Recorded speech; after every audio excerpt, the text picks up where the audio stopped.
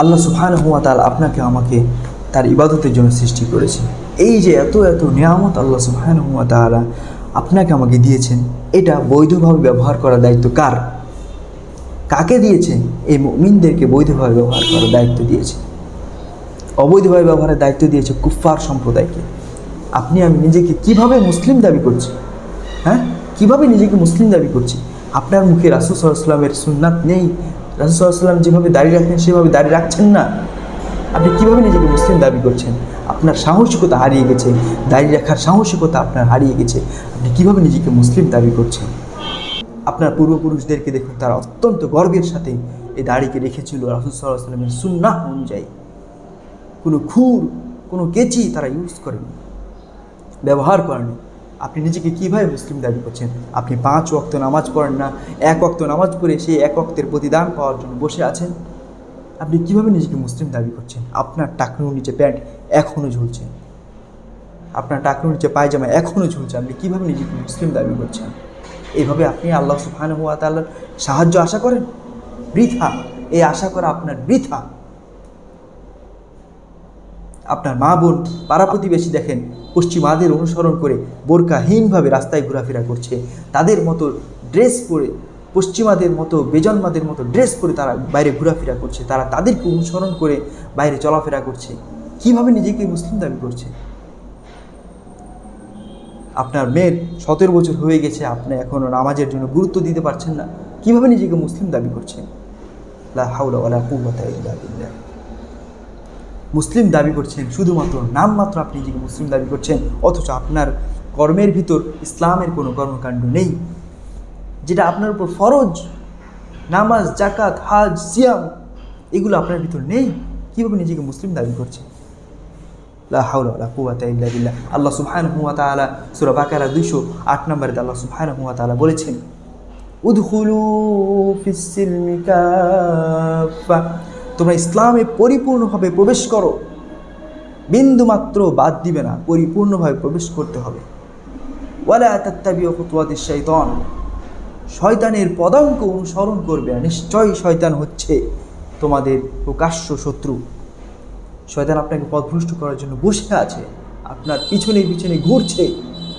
সম্মানিত মুসলিম ভাই বন্ধুগণ, নিজেকে মুসলিম দাবি করার জন্য ইসলামের বিধিবিধানগুলো পুঙ্খানুপুঙ্খানুভাবে পালন করতে হবে। দুনিয়াটা আপনার জন্য জান্নাত নয়, যা ইচ্ছা তাই করবেন। একজন মুমিনের জন্য দুনিয়াটা হচ্ছে জেলখানা স্বরূপ। আবু হুরায়রা রাদিয়াল্লাহু আনহু থেকে বর্ণিত, রাসূল সাল্লাল্লাহু আলাইহি ওয়াসাল্লাম বলেন, আদ-দুনিয়া সিজনুল মুমিন ওয়া জান্নাতুল কাফির। দুনিয়াটা হচ্ছে মুমিনদের জন্য জেলখানা এবং কুফার সম্প্রদায়ের জন্য হচ্ছে জান্নাত স্বরূপ। সে এই দুনিয়ার ভিতর যা ইচ্ছা তাই করতে পারবে, যা ইচ্ছা তাই করতে পারবে। এটা অমুসলিমদের বৈধতা, কোনো মুসলিমের বৈধতা নয়, কোনো মুমিনের বৈধতা নয়। মুমিনের বৈধতা হচ্ছে তা সে আল্লাহ সুবহানাহু ওয়া তাআলার বিধিবিধানগুলো বৈধভাবে পালন করবে। আল্লাহ সুবহানাহু ওয়া তাআলার বিধিবিধানগুলো তার যেই সীমার ভিতরে নির্ধারণ করেছে সেই সীমার বাইরে যেতে পারবে না। সম্মানিত মুসলিম ভাই বন্ধুগণ, এরপর আল্লাহ সুবহানাহু ওয়া তাআলা সূরা বাকারার 85 নম্বর আয়াতে আল্লাহ সুবহানাহু ওয়া তাআলা বলছেন, আফাতুমিনুনা বিবাদিল কিতাব ওয়া তাকফুরুনা বিবাদ, তোমরা কি কুরআনের কিছু অংশের সাথে কুফরি করবে আর কিছু অংশ মানবে?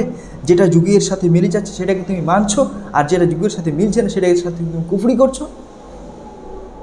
মনে রাখো, তুমি যদি এরকমটা করে থাকো, মনে রাখো হে মুসলিম, তুমি যদি এরকমটা করে থাকো, তোমার দুনিয়াতে রয়েছে লাঞ্ছনা, তোমার দুনিয়াতে রয়েছে অপমান, আবার পরপরে রয়েছে অত্যন্ত যন্ত্রণাদায়ক শাস্তি। আল্লাহ সুবহানাহু ওয়া তাআলা তোমার কর্মকাণ্ড সম্পর্কে গাফেল নয়। আল্লাহ সুবহানাহু ওয়া তাআলা তোমার কর্মকাণ্ড সম্পর্কে গাফেল নন। আল্লাহ সুবহানাহু ওয়া তাআলা বলেন, আল্লাহু লা ইলাহা ইল্লা হুয়াল হাইয়ুল কাইয়ুম লা তাখুযুহু সিনাতু ওয়া লা নাওম, তাকে তন্দ্রা নিদ্রা আচ্ছন্ন করতে পারে না।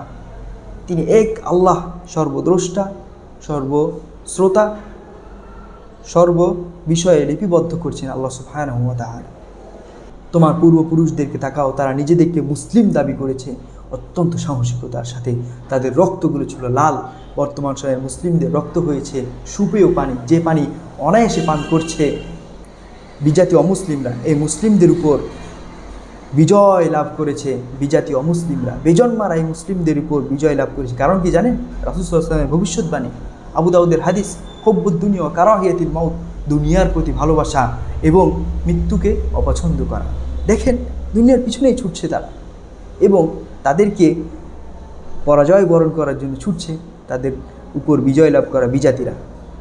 তাদেরকে পরাজয় করার জন্য বিজাতিরা তাদের পিছনে ছুটছে, তাদেরকে পেলেই, সুযোগ পেলেই তাদেরকে হেনস্থা করছে, সুযোগ পেলেই তাদেরকে অপমান করছে, সুযোগ পেলেই তাদেরকে লাঞ্ছনা করছে। এই আয়াতের বাস্তবতা এটাই, সূরা বাকারা 85 নম্বর আয়াতের বাস্তবতা এটাই, রাসূল সাল্লাল্লাহু আলাইহি ওয়াসাল্লামের হাদিসের বাস্তবতা এটাই। হুব্বুদ দুনিয়া কারাহিয়াতিল মাউত, দুনিয়ার পিছনে যত মুসলিম ছুটছে, পুরো ওয়ার্ল্ডের দুনিয়ার পিছনে এখন ছুটছে। কে? আল্লাহ সুবহানাহু ওয়া তাআলার জন্য কাজ করছে, তাদের পরাজয় নিশ্চিত। রাসূল সাল্লাল্লাহু আলাইহি ওয়াসাল্লামের ভবিষ্যৎবাণী। এই জন্য মুসলিমের রক্ত আজ সুপেয় পানিতে পরিণত হয়েছে, যে পানি পান করছে অমুসলিম বিজাতিরা। আল্লাহ সুবহানাহু ওয়া তাআলা আমাদেরকে হেফাজত করুন। এই অবস্থা থেকে পরিত্রাণ পেতে হলে আপনাকে ইলমে দ্বীনের জ্ঞান অর্জন করতে হবে। রাসূল সাল্লাল্লাহু আলাইহি ওয়াসাল্লাম ও আল্লাহ সুবহানাহু ওয়া তাআলা নাজিলকৃত বিধিবিধানের উপর ঈমান আনতে হবে, সেই অনুযায়ী কাজ করতে হবে, বাস্তবায়ন করতে হবে, নিজে জানতে হবে, নিজের আমল করতে হবে, পরিবারকে জানাতে হবে, পরিবারকে আমল করাতে হবে, সমাজকে জানাতে হবে, সমাজকে আমলের উপর গুরুত্ব দিতে হবে। এটাই হচ্ছে একজন মুমিন, একজন মুসলিমের দায়িত্ব। তাওহীদের বিষয়গুলো থেকে আমরা বহুদূর অবস্থান করছি, আমরা আল্লাহ সুবহানাহু ওয়া তাআলার কাছে চাওয়া থেকে বহুদূর অবস্থান করছি।